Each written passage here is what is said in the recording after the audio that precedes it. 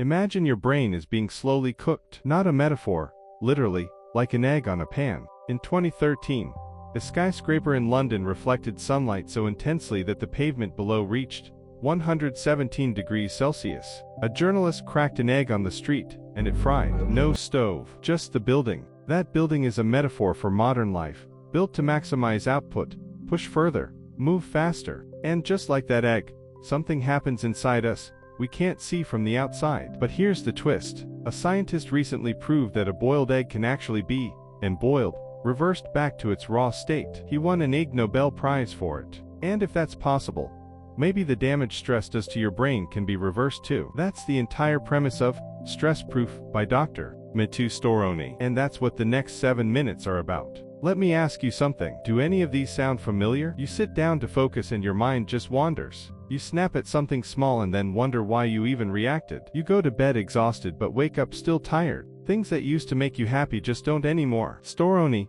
a doctor, neuroscientist, and researcher, says this isn't a character flaw. It's not weakness. It's 7 specific, biological breakdowns happening in your brain and body under chronic stress. And every single one of them has a solution. Let's start with the brain itself, because once you understand this, everything else clicks. There are 2 voices constantly running in your head. One is rational, measured, strategic.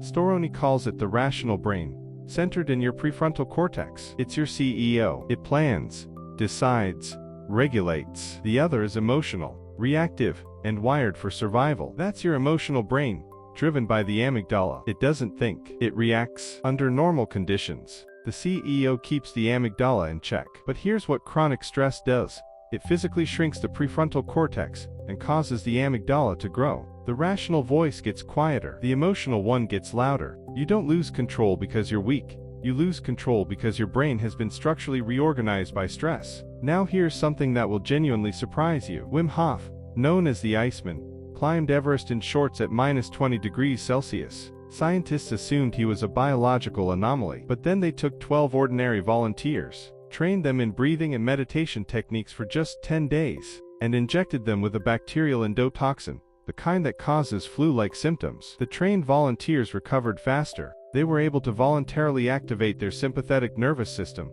something science had always assumed was completely automatic. Beyond conscious control, the line between "I can't" and "I didn't know how" turns out to be much thinner than we thought. So what do you actually do about it? Storoni identifies 7 areas where chronic stress creates dysfunction, and 7 corresponding ways to fight back. First, manage your emotions. When your emotional brain fires, it pulls you into the worst possible interpretation of events. Your boss didn't smile at you this morning, so you spend the next 3 hours convinced you're about to be fired. The rational brain does the opposite. It looks for alternative explanations. It remembers context. It doesn't catastrophize. The key insight from the research is this: simply labeling an emotion out loud, saying, "I'm anxious," or "I'm angry," measurably reduces amygdala activation. Naming the feeling transfers control back to the prefrontal cortex. It sounds almost too simple. It isn't. Second, control cortisol. Cortisol is your stress hormone, and Storoni describes it like chocolate from a vending machine. A little is great. It sharpens focus,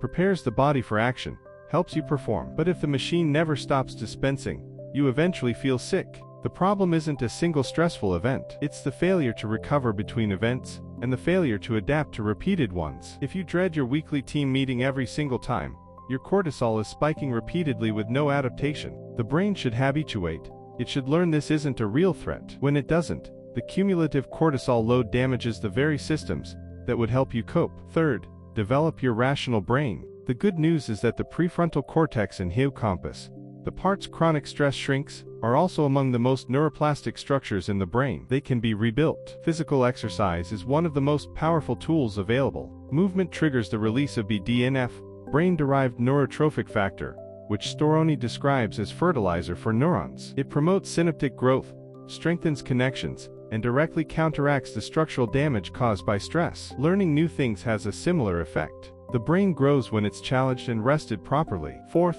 reset your biological clock. You don't have one biological clock. You have thousands. Every organ, your heart, liver, gut, runs its own internal timer. Chronic stress disrupts them all, and when they fall out of sync, your vulnerability to stress increases further. It becomes a self-reinforcing cycle. The most powerful reset signal is light. Morning sunlight stops melatonin production and signals wakefulness to every cell in your body. Evening darkness triggers melatonin and prepares the body for repair. Even 30 minutes outside after waking makes a measurable difference. Dimming screens and lights after sunset compounds that effect. When you eat matters almost as much as what you eat. Your digestive system is optimized for daytime. Eating late at night, especially under low light, disrupts insulin regulation, elevates cortisol, and shifts your peripheral clocks out of alignment with your central one. Fifth, reduce inflammation. Chronic stress doesn't just affect the brain. It triggers a systemic inflammatory response throughout the body, and that inflammation feeds back into the brain,